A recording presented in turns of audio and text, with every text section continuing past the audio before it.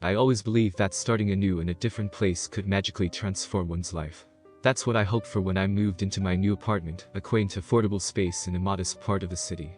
It was my escape, my fresh start as a young graphic designer trying to make a mark in the world. The apartment was surprisingly well kept for its price, furnished with a minimalist touch. But what caught my eye was an ornate painting in the living room.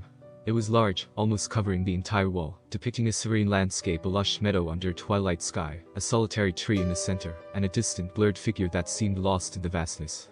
There was something mesmerizing about that painting. I often found myself staring at it, lost in the intricacies of its brushstrokes. The landlord, a middle-aged man with a forgettable face, had briefly mentioned it during my move-in. "It's part of the apartment," he had said, a flicker of something indecipherable in his eyes. "It's better not to tamper with it." I didn't mind. The painting added a certain character to the place, a touch of elegance amidst the otherwise mundane setting. In the first few days, I settled in, arranging my belongings, making the space mine. I worked from home, so the living room doubled as my studio. The painting became a backdrop to my daily life, a silent observer of my new beginning. But as days turned into weeks, a subtle sense of unease began to creep in. It started with a nagging feeling, a sense that something was off, but I couldn't quite put my finger on what it was. It was during one lazy evening, as I sat sketching on my couch, that I noticed that something about the painting was different.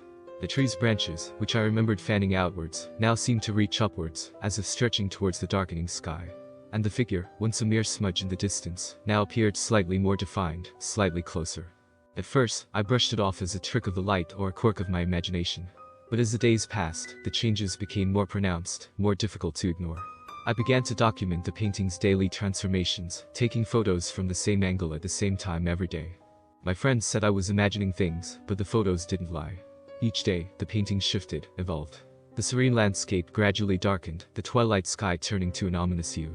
The lone tree's branches twisted into grotesque shapes. And the figure, oh, the figure. Each day it drew closer, its features becoming clear, more disturbing. It was no longer a mere shadow in the background, but a gaunt, ghostly presence with hollow eyes that seemed to pierce through the canvas, staring directly at me. I couldn't explain it, but a chilling realization dawned on me: the painting wasn't just changing, it was alive. And whatever resided within it was now aware of me. As the days slipped by, my fascination with the painting turned into a consuming obsession. I couldn't help but feel that the changes in the painting were not just random alterations, they were deliberate, purposeful. The more it transformed, the more the atmosphere in my apartment shifted. It was as if the walls themselves were breathing, pulsating with a life of their own. The strange occurrences began subtly at first. I would wake up in the middle of the night to the sound of whispers, soft and unintelligible, as if someone was speaking just out of earshot. I searched my apartment multiple times, but I never found anything. Then, there were the small, inexplicable happenings. Objects slightly moved from where I left them, doors creaking open when I was certain I had closed them, a constant feeling of being watched. The air felt heavier, charged with an unseen presence. My nights became restless, plagued with nightmares. I dreamt of the figure in the painting, its gaunt face haunting my sleep. In my dreams, it whispered secrets in a language I couldn't understand, its hollow eyes boring into mine. During the day, I tried to focus on my work, but my mind kept drifting back to the painting. I started researching its history, digging through old records and online forums, hoping to find anything that could explain what was happening. That's when I stumbled upon the stories of the previous tenants. There were forums filled with discussions about the apartment and its peculiar painting. Many had experienced similar phenomena: the changes in the painting, the eerie occurrences. Some spoke of a curse, others of a haunted artifact. A few tenants had disappeared without a trace, leaving all their belongings behind. With each story I read, my unease grew. The figure in the painting, now almost entirely discernible, was an emaciated entity with skin stretched taut over its bones. Its eyes were dark voids, and its mouth, a thin, sinister line, seemed to twist into a grotesque semblance of a smile whenever I looked away. The realization that I was not alone, that others had suffered the same terror, did little to comfort me. If anything, it only deepened my fear. What had I gotten myself into? And more importantly, how could I escape it? I knew I had to find answers, but part of me dreaded what those answers might reveal. The painting, once a beautiful piece of art, had become a source of nightmares, a window into a world I never wanted to be a part of. And yet, I couldn't tear my eyes away from it, as if it held me under a spell. As the figure in the painting continued its sinister evolution, I couldn't shake off the feeling that it wasn't just changing, it was coming for me. The days blurred together, each one feeding into the next with an unrelenting sense of dread. The painting, my once cherished piece of art, had become a nightmarish tableau. The landscape it depicted was now shrouded in perpetual twilight, the colors bleak and distorted, as if the scene was rotting from within. But it was the figure in the painting that terrified me the most. It had become alarmingly clear, a skeletal entity draped in tattered robes, its face a hollow mockery of humanity. Those eyes, dark and endless, seemed to follow me, observing my every move with a malevolent gaze. The apartment itself felt different, colder, oppressive, as if the air itself was thickening, becoming harder to breathe. Whispers filled the nights, and shadows danced in the corners of my vision, always just out of sight. I tried to leave, to stay with a friend for a few nights, but something always stopped me. It was as if an invisible barrier held me within the confines of the apartment, a prisoner to the painting's will. One evening, as I lay in bed, trying to find sleep that never came, I heard a new sound, a low, guttural moaning, that seemed to emanate from the painting itself. I rose from my bed, drawn to it despite every instinct screaming inside me to run away. As I stood before it, the figure in the painting began to move, its limbs jerking in unnatural, spasmodic motions. I watched, frozen in horror, as it raised a hand and pressed it against the canvas, distorting the painted reality around it. I stumbled backward, my heart pounding in my chest, my mind racing for an explanation, any rational thought to cling to. But rationality had long since fled, leaving me alone with the creeping madness that had taken its place. I spent the following days in a haze of fear and confusion, barely eating, barely sleeping. The painting was consuming me, its presence an ever-growing malignancy that I could neither escape nor understand. I scoured the internet for any information on the artist, hoping to find a clue, a reason behind the painting's curse. But all I found were dead ends and more tales of woe from former tenants. No one knew who had created the painting, or why it inflicted such terror on those who lived with it. As the entity in the painting continued to manifest, the line between reality and nightmare blurred. The apartment became a reflection of the painting's twisted landscape. The walls seemed to pulse and shift, the air heavy with the stench of decay. I knew I was losing myself, my grip on reality slipping further away with each passing day. But I also knew I couldn't give in, that I had to find a way to break free from the painting's hold. In my desperation, I reached out to local paranormal experts, hoping they could offer some assistance, some way to rid myself of the painting's curse. But deep down, I knew the truth: I was alone in this fight, facing an enemy that defied all logic and reason.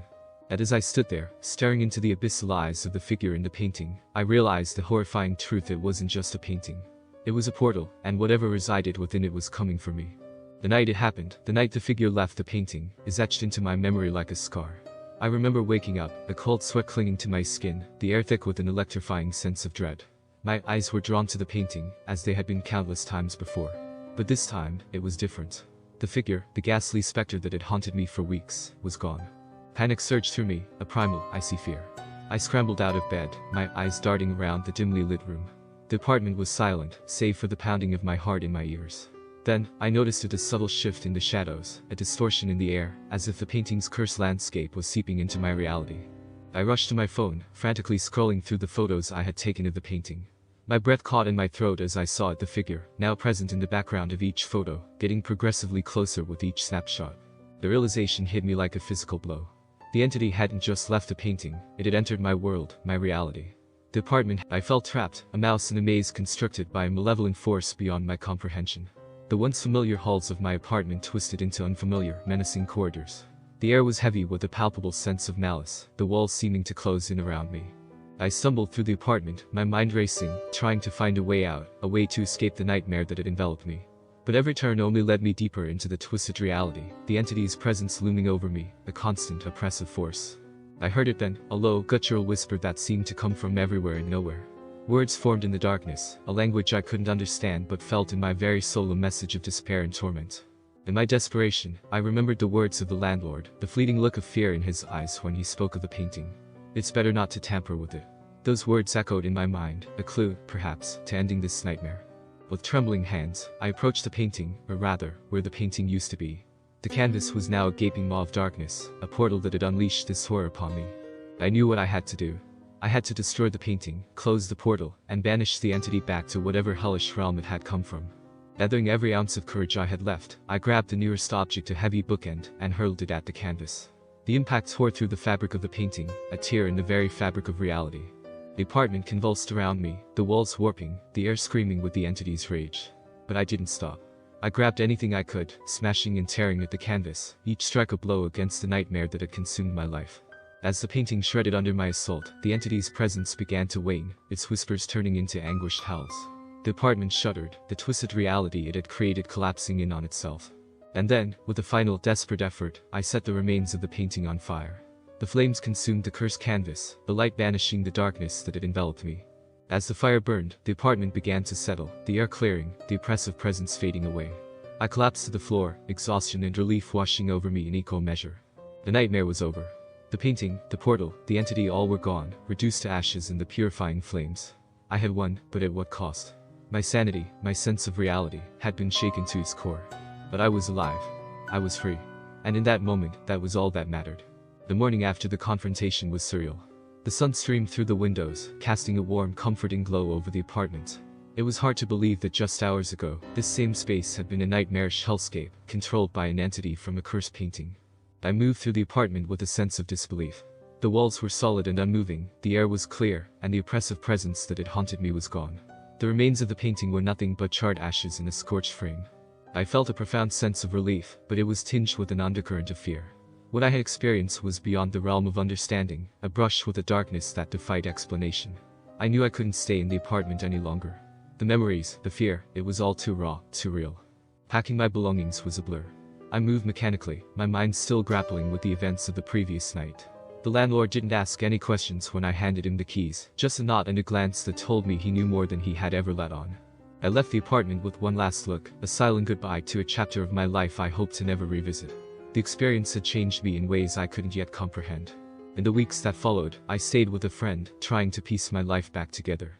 The memories of the painting, the entity, and the twisted reality it had created haunted my dreams. But with each passing day, the terror faded a little more, becoming a distant nightmare. I began to research more about the paranormal, about portals and entities from other realms. I needed to understand what had happened, to find some logic in the chaos. But the more I learned, the more I realized how little we know, how thin the veil is between our world and the unknown. The apartment was renovated and put back on the market, a fresh coat of paint hiding the scars of its past. I followed the listing online, a morbid curiosity to see if anyone would dare live there after what had happened. Then, one day, the listing was removed. Someone new had moved in, oblivious to the apartment's dark history. I felt a pang of fear for them, a hope that the entity was truly gone and not just lying dormant, waiting for its next victim. The final scene of this chapter of my life played out in my mind like a movie. The landlord, walking through the renovated apartment with a new tenant, their steps echoing in the empty space. And there, in the living room, a new painting hung on the wall. It was different, yet hauntingly familiar. In the background, barely visible, was the faint outline of a figure, a ghostly echo of the past. The cycle had been broken, but the mystery remained. The painting, the entity, the experiences, they were all part of a larger puzzle, a glimpse into the unknown that surrounds us, hidden in plain sight. As I settled into a new chapter of my life, away from the cursed apartment and its haunting painting, a part of me couldn't shake the feeling that it wasn't entirely over. The experience had left a deep imprint on me, an indelible mark that colored my perception of the world. The new apartment I moved into was bright and airy, a stark contrast to the dim, oppressive atmosphere of my previous residence. I decorated the walls with cheerful prints and vibrant colors, consciously avoiding anything that resembled the haunting landscape of the cursed painting. Despite the fresh start, the shadows of the past lingered. I often found myself waking up in the middle of the night, heart racing, expecting to see the twisted figure from the painting standing in the shadows. Each creak of the floorboards, each flicker of the lights, sent a jolt of fear through me. I knew I needed closure, something to assure me that the nightmare was truly over. I started seeing a therapist, talking through my experiences, trying to make sense of the senseless. It helped, grounding me in reality, reminding me that the entity and the painting were gone, destroyed by my own hand. But deep down, there was a niggling doubt, a question that remained unanswered. Had I really banished the entity, or had I simply closed a door that could be reopened? The thought haunted me, a whisper in the back of my mind. I immersed myself in work and social activities, filling my days with distractions. Yet, in the quiet moments, in the stillness of the night, the memories crept back in. The entity's hollow eyes, the twisted landscape, the feeling of being trapped in a living nightmare, they were etched in my memory, as vivid as ever. I kept an eye on the news, half expecting to hear about strange occurrences or disappearances linked to the apartment. But there was nothing, just the mundane flow of everyday life. It was both a relief and a source of anxiety. The lack of news didn't prove the entity was gone, it just meant it hadn't shown itself. Months passed, and the intensity of my memories began to fade, the edges blurring into the background of my mind. Yet, the sense of unease never fully disappeared. It was like living with a shadow, a constant reminder of the darkness that existed just beyond the veil of our understanding. The story of the cursed painting and the entity became a part of me, a dark chapter in the story of my life. It was a reminder that the world is full of mysteries, some beautiful, some terrifying. I had faced one of those mysteries and come out the other side, but the experience had changed me, opened my eyes to the unknown that lurks in the corners of our reality. As I moved forward, I carried the lessons of that experience with me. I learned to appreciate the light, the normalcy of everyday life, knowing that darkness could be just around the corner. And in the back of my mind, a quiet resolve formed to never forget, to stay vigilant, and to respect the mysteries of the world, for we never know when they might reach out and touch our lives again.